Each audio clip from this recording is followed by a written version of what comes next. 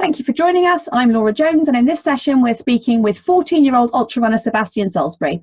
Sebastian, in his own words, is an explorer of nature, promoter of youth stoke, barrier breaker and inspirer. He hit the trails as a toddler and at 9 years old ran his first ultra, the 28.5-mile Santa Barbara Red Rock Trail Marathon.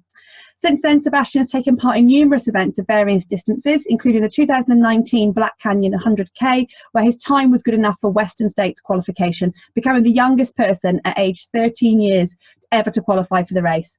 In addition to Black Canyon, he had 2 race wins in adult races, where he is always the only junior competitor. He also not only won, but set course records in junior high cross-country races. Sebastian runs for Suunto and GU Energy and lives in Santa Barbara, California. Sebastian, thank you very much for joining us. Yeah, awesome.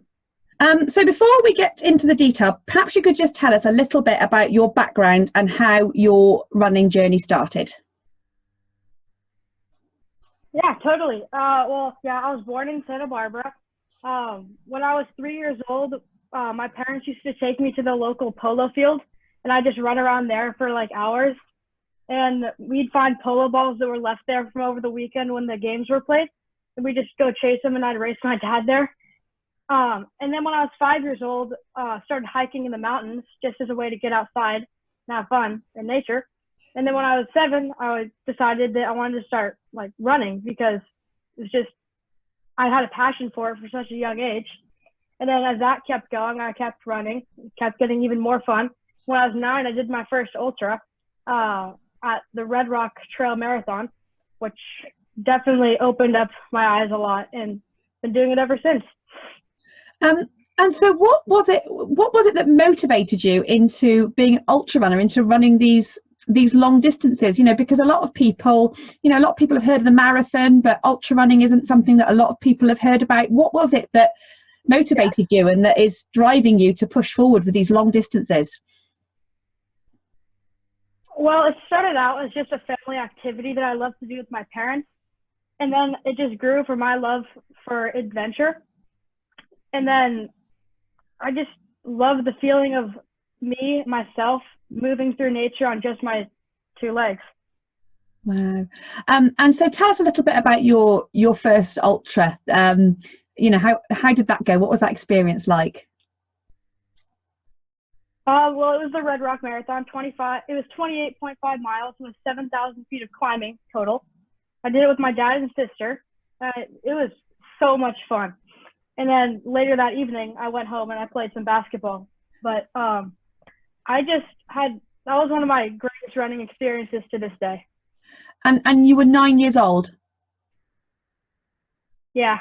It's just amazing. I mean, I've got a 9-year-old, a little girl who's 9, and it's just amazing to think. I mean, you know, what was it? Was it harder than you expected? You know, how did you feel while you were doing it? Can you remember? Well, I know that my muscles weren't fully developed, so they couldn't get as sore as they would now. But I remember it was hard, but it was still like, I had a great time, and I definitely did not regret it. Wow, amazing. Okay, and you know, since then you've gone on to do a number of races. What's been the biggest mistake you say you've made over the course of your racing career? I've made a couple of mistakes during races, not drinking enough water, like same thing as a lot of ultra runners just have during a race, like you experience a bonk where you just don't eat or drink enough.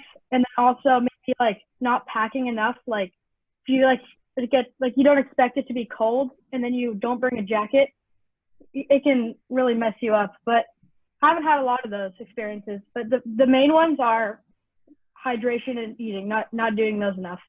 Yeah, it's quite common, isn't it?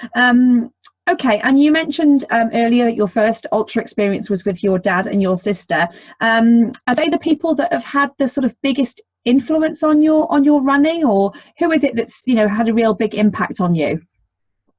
My mom and dad, of course, are like my biggest influences. But then the race director of Red Rock, Luis Escobar, he's kind of been like an uncle to me for my ultra running life, because the first 3 ultras I did, he was the director of, and my dad became really good friends with him, and Like, he's just one of the best friends someone could have. And then also professional mountain runner and ski mountaineer Kilian Jornet. Also, when I saw the stuff he was doing, it really inspired me to go outside and have a good time. Yeah, yeah, he's phenomenal, isn't he? Okay, what's your goals? What's your sort of long-term plans, your hopes for your ultra running career?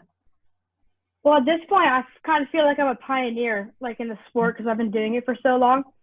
But I feel like just constantly embracing the adventure and improving is like a main goal. And then just to have fun and yeah, I mean, a long-term goal for me would be to win Western States. It's, for me, that would be like the highlight of my life, because I've been following it along, like watching videos on it. In the last 2 years, we actually went there and witnessed Western States in real life, and that was an awesome experience. Yeah, so to be part of that would be a dream come true for you. Yeah, even not winning it, like even getting the chance to run it would be a dream come true. Yeah, quite. Okay, what does a typical day look like for you? How do you manage to fit your running in with your schoolwork? Well, I'm homeschooled, so for me it's a lot easier. 3 days of the week I can actually I get out of school at 12, so I have time to do my homework, run, and then do whatever else I need to do that day, like eat, all that stuff. And I feel like homeschooling has really helped me in running, because you just get so much more time to do the sport that you love. Yeah, quite. So who decides what your weekly training schedule is going to look like? Do you decide that, or does your dad help you? How do you do that? I actually have a coach, Tyler Hansen. He creates my schedules, and my runs are all different throughout the week. I usually also, the advantage of having him as a coach is he's also an elite runner, and he actually runs with me 2 of the 5 days of the week that I run. So he's been also like one of my best friends and a really big help in my running. Yeah, I can imagine. That's nice. So how many miles typically would you be covering in a week? What sort of volume do you do? I do like 30 or 25 to 30 miles a week. I don't do that much because I don't want to burn myself out at a young age. But all the miles that I do are quality, and I feel like I'm definitely improving from all of them. And they're all different, so it's not like I'm doing the same runs over and over again. Yeah, quite. And actually, that's was going to be my next question. You are very young to be ultra running and to be towing the line at these races. You must get comments from people who question whether it's bad, detrimental to your health. What's your response to that? Well, it's people running at a young age is nothing new to this world. Like, running is the thing that's been done the longest. And like, there's just going to be some people out there that just hate and say mean things to people. But I usually just ignore that, because for me, I haven't gotten hurt once. And like, on the scale of people getting hurt in like sports, running is nothing compared to like football or soccer. So yeah, there definitely is some comments out there that are rude, but I just choose to ignore them. Yeah, good boy.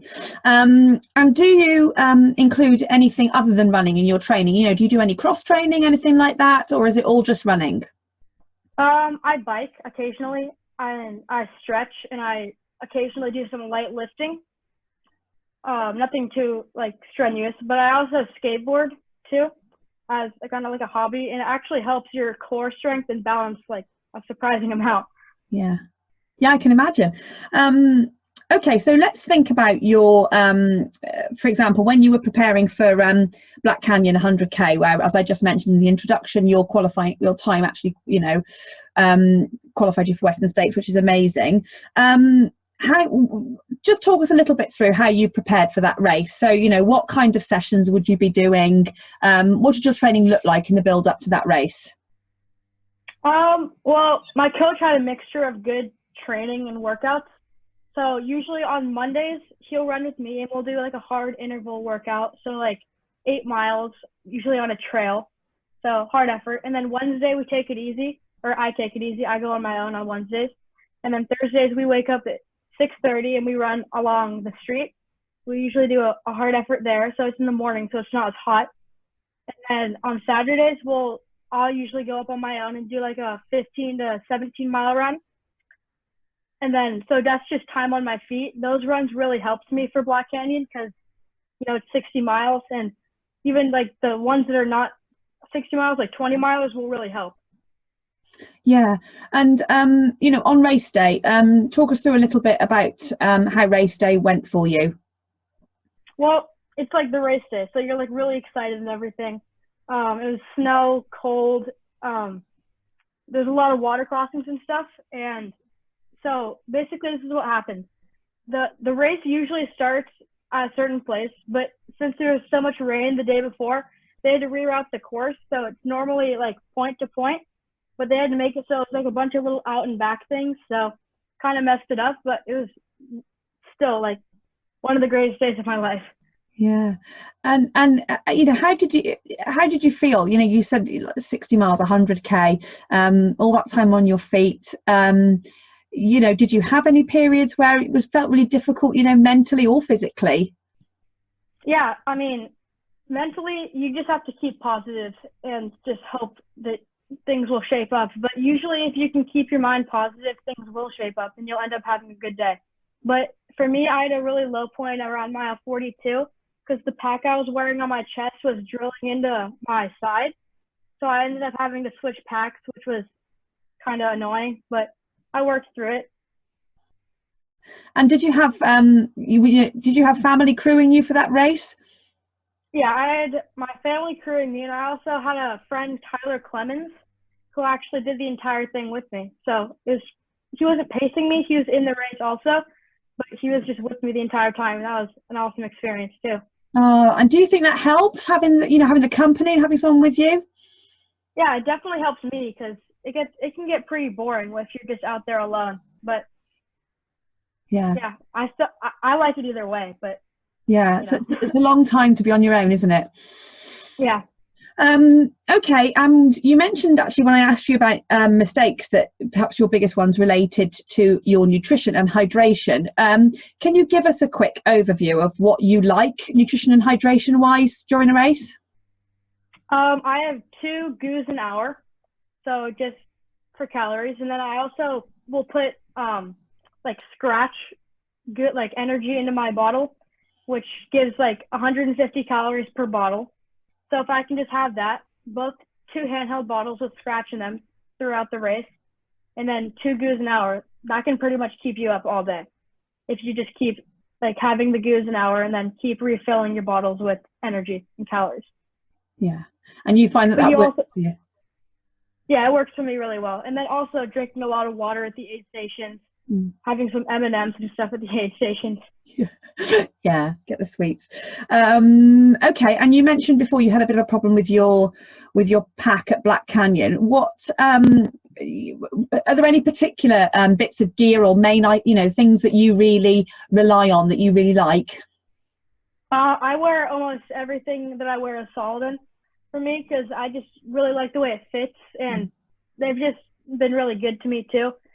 And the shirts that they have are like made of volcanic sand, so it'll heat you up like depending on how cold your body is, and I think that's awesome. And then I also wear a Suunto watch. Okay, yeah, good. And in terms of off season, I mean, do you have an off season? No, we don't really have an off season because it doesn't snow here in Santa Barbara, so I just pretty much run all the time of the year. Yeah. And do you think in terms of race distance, obviously you've had that experience of the 100K now, what would you say is your favorite distance? My favorite distance I'd say is probably a 50K because it's not too long that you won't be able to run for like weeks, but it's not too short that it's like easy. So definitely my favorite distance, but I like all distances. Yeah. And what's coming up next for you? I have a race actually in like a week called Formidable. I'm just doing the half marathon there, going to have a good time, meet some new people. Yeah. Just have a good day on the trails. Lovely. And what is it you think about you that has clicked with ultra running so well and has put you in the position that you are at such a young age? Well, I've always been adventurous and everything. I genuinely feel like I was born to run. But yeah, I've always been the kind of guy that loves to be in nature and outside running around. So it just worked perfectly for me. Yeah. Yeah, like I say, it's you know, as a mother, it's amazing to what you've achieved at such a young age, and you know, your commitment to your training, and it's really, you know, admirable, and it's really exciting to think where you might be in a few years' time, you know. Yeah, thank you. Okay, so before we kind of wrap up, what advice would you have for anyone who's watching, or any young people who might be interested in getting into ultra running? Well, I wouldn't suggest jumping into it and starting to do the biggest distances you can right away. Like, ease into it and see if you like it before you just go into the big distances, because it can really hurt your body if you don't know what you're doing and you haven't really thought about it at all. And I'd also suggest that, like, I can tell you that it's not, like, the sport is not for everyone. So don't do it just because, like, everyone else is doing it or something. Only do it if you really are having fun, because if you're not having fun doing it, there's no point of really even doing it. Yeah, exactly. You're very, very wise there. Okay, I think that just about brings us to the end. Thank you ever so much for joining us today, Sebastian. It was lovely to talk to you. And what we'll do is we'll put the links underneath so that people can follow you and follow your journey and see what you're up to. Thank you everybody for watching, and thank you, Sebastian.